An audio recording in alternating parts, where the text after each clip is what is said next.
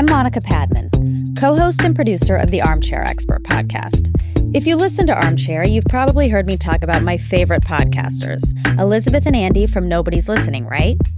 Elizabeth and Andy are my go-to comfort podcasters, and they've been a constant in my ears since 2010. So it was really upsetting when in 2016, they just all of a sudden stopped podcasting. It was so abrupt, and I always wondered what happened. And when I finally had the chance to ask them about it in person, I was shocked. It's a crazy story. It involves Elizabeth and Andy having their locks changed, the LAPD stepping in, and the death of a listener. When we started this project, our goal was to tell that story, but it ended up taking us on a path we could have never imagined. This is Beth's Dead.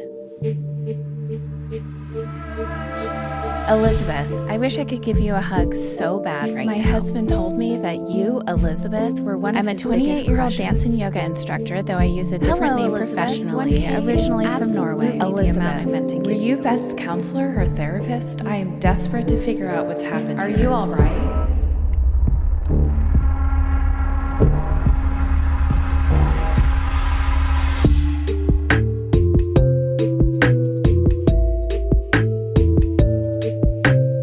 I'm really excited because we have two of the biggest celebrities in my head in the attic today.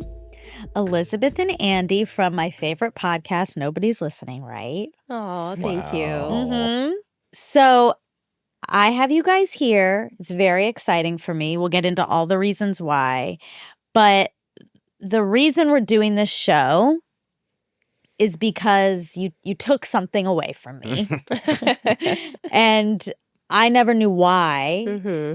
And so this show is going to explore why you guys went off the air. Yeah. But before we really get into any of them, before we really deep dive, we're going to take the time today to sort of rewind and talk about who you guys are and what the shows were. Mm-hmm. Yeah. Let's do it.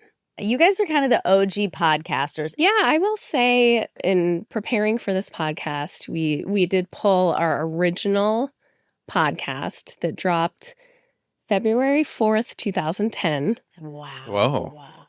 Looking back, it's so funny because Andy is a record producer. Mm-hmm. I was in comedy. We had moved here from New York to Los Angeles, and I had stopped performing. I was just writing. Or trying to write. Yes. Not getting paid to write. I missed all of my comedy friends, and so this was a way to have them come over to our house, interview them once a week on our original show, Totally Lame. And yeah, around that time, there was like a couple shows on public radio that I liked listening to that I think had started posting as podcasts. Yeah. So that's how like we even got whiff of what a podcast was. And then one of your friends was Mark Maron's roommate at the time. Yeah, so wild. that was right at the beginning of Mark's thing where it was like, he has a kind of big podcast that's just started. So like, that's how it was kind of in the air for us. Huh. And Mark was a turning point for us because we had between 16 and 50 listeners for the first however many episodes. And then Mark came on and suddenly it was like hundreds. Oh, wow. Yeah. I found you when this is a time in my life also not getting paid to do the thing I was here in Los Angeles to do. But I was getting paid to babysit. That was my job. And I worked in Marina Del Rey. Oh, that's right. For those who don't live in LA, That's a nightmare. City. Yeah, this is a nightmare. I had to be there at 6 in the morning. I worked 6 to 8, get them ready for school. Yeah. Then I went home, and then I had to come back to pick them up from school, and then I was with them until whatever. So wait, like what was 8. your break in between? It was 8 a.m. to 3. No, Monica. I know. This is actually insane. So, okay, yes. So I had this crazy commute where I had to drive to Marina Del Rey, drive back, then drive it 4 times. Wow. So somehow I must have just been searching. Like, I have no idea how I originally came across. At the time, I was at UCB. UCB was my world. Oh, yeah. Yeah. UCB, for people who don't know, is an improv theater in Los Angeles. Very well renowned. And I was sort of obsessed with everything there, all the teachers. And you guys had a lot of those teachers on your show. Yeah. Yep. Anyway, I somehow stumbled across one of the episodes. And you had already been in it for a little bit because I was able to just binge. Yeah.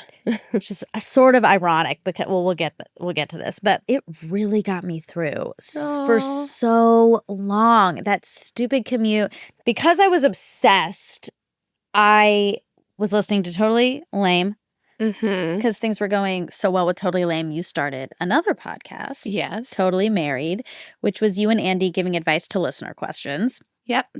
And then after that, you did a third podcast, Totally Mommy, which was about your journey into motherhood. And I didn't even have kids. Also wasn't married, but didn't matter. I was all in. And you had a woman on, your friend. Yes. And she was a therapist. And I, at the time, was looking for a therapist. Right. So I reached out to the Totally Laime email. Oh, my God. And I said, we have to find that Andy, at some do you point. have the Totally Laime? Can you get on to Yeah, Totally Laime I Gmail? just need to get Wi-Fi on here, You which still we have should have access? thought of. We got access, baby. Whoa, I'm scared. Okay, we got January 21st, 2015. Hi, Elizabeth. My name is Monica. Oh, my God. I was interning at UCB years ago and saw you perform in Aaron McGathy's This Feels Terrible show. Wow. Oh, my God. That must have been how I found it. Wow. I thought you were such a fun storyteller and you plugged your podcast at the end, so I started listening to Totally Laime. We got to the bottom of it. A mystery solved. And have been an avid listener to all your podcasts ever since. It should also be noted that even though I'm not married nor have a child. Oh my God, I'm still saying the same lines. I still love listening to Totally Married and Totally Mommy. So, 1, you're great. And 2, I'm weird. Ew. Okay. So sweet. upsetting. No, it's so sweet. Anyway, I'm actually reaching out because I was listening to your Totally Mommy with so-and-so. And I was wondering if she's currently working in a practice here in LA. I've been looking for a therapist for a while and I've been researching a lot of people, but it's hard and scary to pick someone at random. It's not urgent, but it would be helpful to delve deeper into some of my issues, such as why I'm a single person in my 20s who downloads a mommy podcast every week.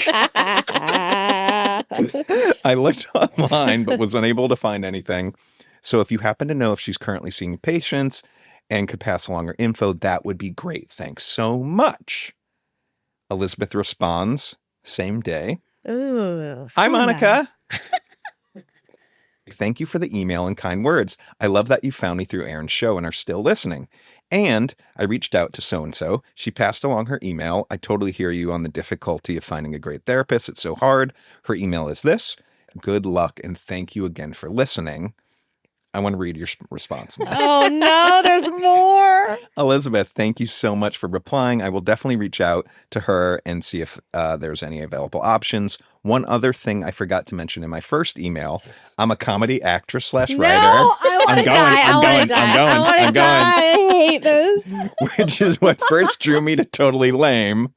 My childhood goal was to one day be on Oprah. And then she went off air and destroyed that dream. Oh. So when I found Totally Laime and tuned in week after week to your amazing show in which I got to listen to my comedy heroes and in some cases peers, my new goal was to one day be on Totally Laime.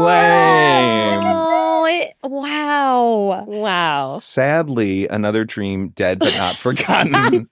Oh, yeah. Basically, in a long-winded way, I'm trying to say you are Oprah. So I don't think you need to hold out on meeting her or feeling her presence. You're already there. Monica. Oh my God. So, I Isn't it feel surreal? weird. I have all these feelings right now. I got to read your response. Haha, oh, Monica, will you marry me? I adore you. Oh my God. Thank you so much for the kind words, the kindest. What a response. It's so embarrassing. Oh my God. Okay, well, we'll just move right along from that. I Yes. did end up seeing that therapist for a really long time. She's amazing. Yes. And so that was in 2015.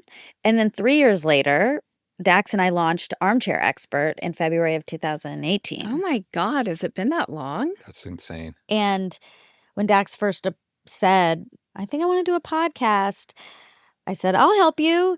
And I immediately thought of you guys and was sort of scrambling, like, I need to figure out how to do this. I told him I would figure it out.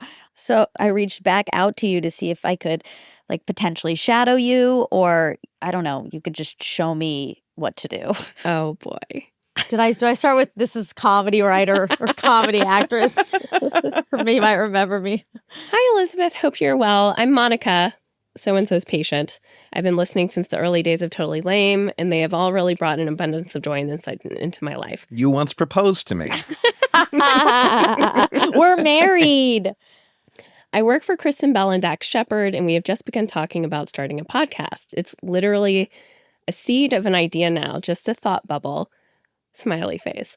Wow. But I was wondering if you would be open to meeting me so I could pick your brain on the podcast world in both theory and logistics. I know you have a family and are super busy, so no worries if you can't. I totally understand.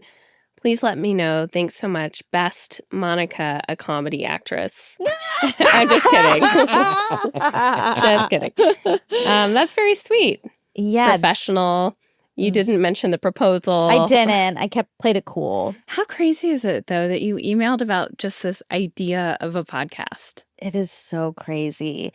It is really hard for me to go back and think about a time when it was a, quote, thought bubble or a seed, as we're 7 years in and it's grown into such a huge part of my life. Yeah, and I think that it'll be successful if you keep at it.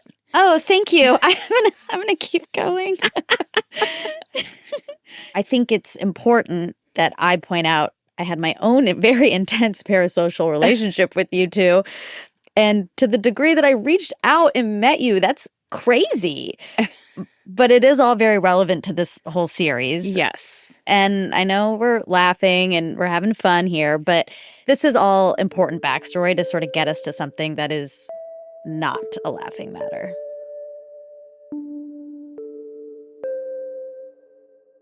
That leads us to something interesting, because as I noted in the email, that was a dream lost but not forgotten, because you guys at that point had stopped doing Totally Lame. We must have. Yes. After having Totally Lame. And actually because of this, so Andy was unaware that I was also responding to every email. And also proposing to people. I definitely didn't know that. Proposing, I don't think to people. It was just to Monica. Yeah, I think that's I was sweet. special. Okay. But we started a new podcast called Totally Married, which it really wasn't about marriage. It was just two people who are married. And it's similar to our podcast now, Nobody's Listening, right? Where it was just Andy and I hanging out, catching up. But the second half was us giving unqualified advice to listener questions. And you guys received the most incredible questions. They covered such a wide spectrum of topics. I mean, obviously there was relationship questions, but then there was also like really serious questions with pretty intense implications. Yeah. Andy, can we play a couple clips maybe so that people can get a feel for the show? When I was grabbing clips, I wanted to get some that were random and fun, and this one jumped out. Question is the following. I've been slightly in love with my friend for about 5 years. One problem is that I'm gay and he isn't, or at least he says he isn't. There have been strange things in the past where he's definitely been half flirting with me, and some people have agreed that he seems to like me. I've told him how I feel in the past, and he's always very politely said no thank you, but then continues to initiate conversations with me, even though it sort of breaks my heart to have a friendship with him when I really want more. So that's the background. Here's my question. Oh, this is a good one.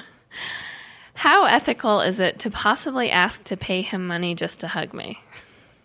Almost like a very vanilla version of prostitution, I would offer him around $150 to just hug me for an hour / talk to me while hugging. Nothing more, nothing sexual, just that. I'd be totally okay with killing the friendship, a likely scenario, because it's difficult to having to talk to him, and I don't enjoy just being friends with him. I really want to scratch that itch of having him in some way. And any level of intimacy or company with him, even if just hugging, is the most appealing thing in the world to me. My question is whether, if you were single, would you accept this proposition from a friend you've known for over 5 years? And just how bad of an idea this might be if it goes wrong. On a similar note, do you guys have any advice on how to get over unrequited love? Oh, this is a terrible idea. Yeah, well, It's a terrible idea. I mean, I love this question. It's one of the best questions so without a doubt. Thank you for this. A terrible idea. First of all, I'm kind of confused. Does hugging scratch that itch? Hugging? This guy just wants any piece of this guy, and I think he's probably hoping that it would escalate. That's my thing is, would it just be hugging, or would you then just be, wouldn't you be so sexually frustrated? He wants a hug for an hour.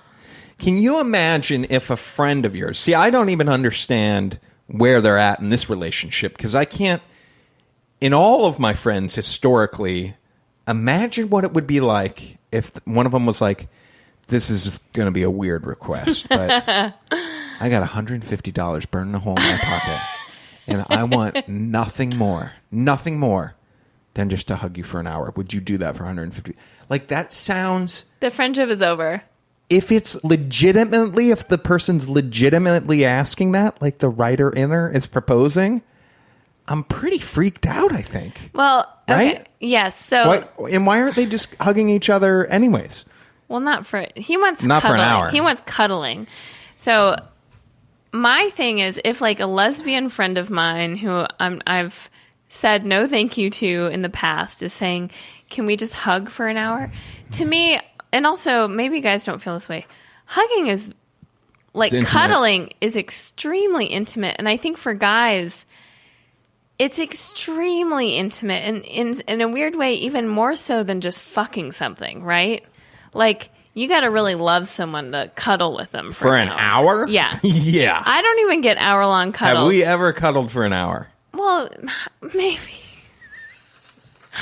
And actually, I'd like more cuddling. No, I know. Since it's here. I'm not good in the cuddle department. But I'd like some more, actually. Yeah, I hear that. Here. That's great. But just an hour? Okay.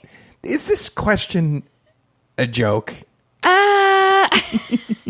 What if this guy was like, this podcast has been sort of stale lately. I'd love to spice it up a little bit. No, I mean, listen, if you're okay with killing the friendship and this is a Hail Mary pass, go for it. But yeah. I'm going to say, and please keep us posted. Hey, you never know. What a doozy. God, that's hard. Yeah. I feel for that person who just I wants to be know. touched. I know. By Oof. that one person. Yeah. Oh, I mean, we boy. all go through that, though. We've all had crushes that aren't reciprocated. I know. I guess in some ways it's nice that he has the means to. He's very wealthy. He's very He has one thing going for him. So, sorry, we are totally off the rails, but this is a prime example of what your show did. Like, we are now talking about the question. It really made you think and deep dive on, honestly, what it just means to be a person. Do we have any clips of maybe the more serious questions? Yes, let's look at this one. Okay. So my sister and I were raised by my mother. My father abandoned the family when I was very young. My mother was a dancer. To say that she pushed us is an understatement. She literally said on more than one occasion that the only reason anyone would care about us would be because we stayed pretty and danced well. Ooh, that's a lot of pressure. Even as a little girl, I thought that was an evil shithead thing to say, but my point is that we didn't have the best role model. Now, my sister-in-law says she's trying to spare her daughter from awkward teenage years by telling her to lose weight. Oh, she's 15. I'm just having flashbacks to when I was a teenager. We would have been screamed at if we gained 5 pounds. I think about how terrible it feels to have a mother like that, and I'm more concerned about that than my niece's weight. My husband thinks I'm overly sensitive because of my upbringing. I know what a bad mother would do, but I really don't know what a good one should do in this situation. Any ideas? Health is important to me. I'm happily I'll happily help my niece if she came to me for advice on her own. I'm just so scared about her relationship with her mother. Am I just being paranoid? Is it ever okay to step in and tell someone to lose weight? I really don't know. So what are our thoughts? I'm trying to imagine if there is a scenario where it's appropriate first. Well, in this case, this 15-year-old, her mother's concerned that she's a little overweight. So it doesn't sound like she's putting her health at serious risk. Right. I had chubby phases for sure, and my mom definitely kind of put pressure on me.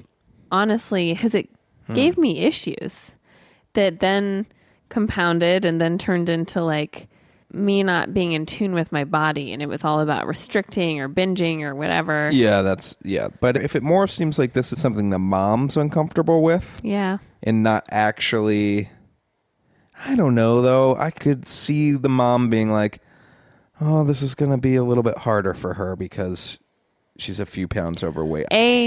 That's her own shit. I mean, yeah, maybe society would make it harder on her, but I guarantee you this girl would rather just have society being on her than society and her mother being hard on her. I mean, that sounds like the whole like, oh, I'm fine with you being gay, but it's upsetting because everyone else is going to be hard on you. Like, no, you're not really fine with... But okay. Let's not use such extreme examples, maybe. Okay. Let's make it something like this. Let's say the kid wanted to wear a police hat. We're talking he's starting middle school at a new school. Mm-hmm. And his thing is he likes wearing his police hat every day. Mm-hmm. And you know that like, oh, things would be so much easier for our boy if he didn't. Oh, Andy, if he didn't show up in the police hat. This is really truly adorable because this just like goes to show the difference in what it feels like to be a guy who has never struggled with your weight. As a girl, already with a mother like that, I can tell you with 100% confidence that this girl feels the vast majority of her self-worth is tied up in how she looks, and she feels like she's failing, and the person who loves her the most in the world is saying she's not good enough. That totally makes sense to me. I was trying to boil it down to more the parent perspective of just the parent having the moment like, oh, this will be hard for the kid, or things could be easier if this wasn't an issue. Do I say something? And I was trying to use an example. Oh, I see what you're saying. Okay, that was small, right? Well, I mean, parents face all the time like a child who wants to wear, clothing that's associated with the other gender. Sure. And these kids who are transgender or gender curious, like, have one of the highest suicide rates of any, social group because they lack the support starting where they need to feel the most secure, which is at home. My point is your kid is going to be treated by society however she's going to be treated. At the very least, you should be supportive. And of course, I feel very sensitive to this issue.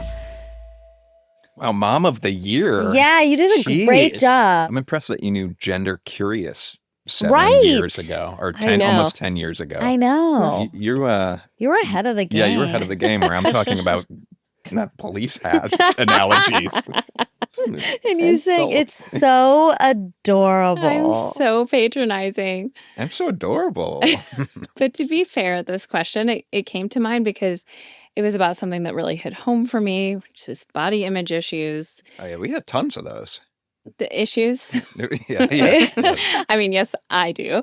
But this question got a lot of action in the comments section, which made me realize, that sometimes our show actually did resonate a lot for especially women. That makes sense. And I bet you got a lot of, did you get like a surge of self-esteem when you gave that answer? Because that's intense. Like, that's like really giving major life advice. Yeah. Oh my gosh. My ego was getting boosted left and right. Like, I was giving advice.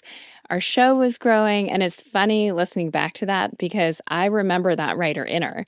She was a Norwegian listener. Whoa, that's right. I was responding to all these emails. I started to develop relationships with some people. Did you, I mean, I know we're revisiting a lot of this, obviously, for what we're doing here. I didn't know to the depths of like you responding to people, like you were so kind to respond to Monica and whatnot. What I've been wondering lately, revisiting this, you must have really liked that part of it, or did you just feel like you needed to, or somewhere in the middle of that? I think something in the middle. I mean, particularly young women reaching out, and I would talk a lot about, losing my parents and grief and body image issues and all of these things that I think I connected with other women on. I felt like an obligation in some ways. And also, I mean, ego comes into it, like feeling a little bit like I've got some answers and to be totally honest, I kind of needed an ego boost at that time. Like this was all I had. Yeah. I obviously had you and our family and stuff, but like I have been trying so hard for so long to become a TV writer, and it was a slog. Yeah. And so having this and having people look up to me kind of felt good, I think. Yeah, I get that. I mean, we had this website that was bursting with comments too. Yeah, we had 4,000 pages of comments on our website. Like, it became this community, and listeners would connect. Yeah. And that probably felt really special as sort of the cult leader of I'm kidding, but yes, like, oh, look, I'm bringing people together. Yes. And yeah, I'm sure it did give a little bit of a boost of, I made this, I did this. It feels good. Right. I think it was really healing for me to speak to this stuff too, because I was processing, becoming a mother of a daughter and son. I was processing a lot of my own stuff. And connecting with people that you realize were having the same issues as you. Yeah. So we had like serious things like that generated comments. And then we had just random, silly, kind of fun questions that were really our bread and butter. And this one we're about to play stood out regarding our comment section for reasons that will be self-explanatory. I love this question because I'm loving that a lot of these questions now are, my husband has a problem and I was hoping for some listener feedback. So I guess we don't have to answer this. We can just hear what our listeners have to say. You're really kind of insecure about that, aren't you? Yeah, because I just know our advice is like so stupid that people now are writing in, which I get it. Our listeners are all like smart and have great opinions. That's the best thing about this podcast and your website. I know. Hilarious. So everyone go log on to totallylaime.com and go leave feedback. Okay, so my husband cannot pee in a stall/urinal situation. Oh, I got some great advice. He can pee in public places, but only if it is a private bathroom. Yep. I have had a couple tips over my lifetime handed down to me by some people. One is the bolt technique. And the bolt technique, my buddy Marcus in college told me about this. Basically, if you're looking at the urinal and the pipe, there's like that big bolt. And all you do is stare at that bolt and just say bolts, bolts, bolts, bolts over and over in your head. I'm not kidding. And I found that to be very effective. I use it to this day. And also another advice from college, my roommate, Christian, he would have a hard problem with that. And he would pull out his driver's license and read his driver's license while he peed. But that's at a urinal when there are other people? That you got to be willing to like have people wonder what the hell is going on. But I recommend bolts, bolts, bolts. And when bolts, bolts, bolts doesn't work for me, I wait for the stall. And I have no shame in waiting for the stall. But she's saying he'll only go if it's a private stall. Like if it's a bathroom with a door. He cannot pee in a stall/urinal. I'm sorry. That whole bolts thing, hopefully that helped another listener. Yeah, I'm sure it's not for nothing. Oh. So what's your advice here? I don't know. Yeah, I guess we'll leave it to our listeners. She was wise. She was a wise woman.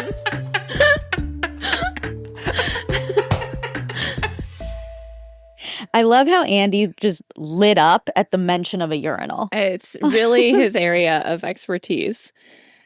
So yeah, those are 3 clips out of, thousands that kind of give you a little tour of our show. And I should say all of this is incredibly relevant to Armchair for a few reasons. One, we have Armchair Anonymous where we talk to people, and it's so fun and cool. It's the best. Honestly, I love connecting with listeners. I mean, obviously, I love connecting with listeners. Not only that, though, like so much amazing stuff came out of it, especially for, say, your career. That's very true. Honestly, everything good in my career originally started with it because people I knew from the UCB theater, like June Diane Raphael, Casey Wilson, they got me to sell my very first pilot, like got me my first real writing job. And then Tammy Sager, who I met on the podcast, she had been a fan of the podcast. She got me to sell my second pilot. Wow. And not only that, though. Yeah. Let's not forget that's how we met you. Yeah. I know. It sounds like it was going so well. It was. So then why did you suddenly stop? We had something scary happen to us. And it all started actually with an email from a listener with a question for Totally Married. Do you see the email? Oh my God. The subject of the email is "You may recognize my vagina."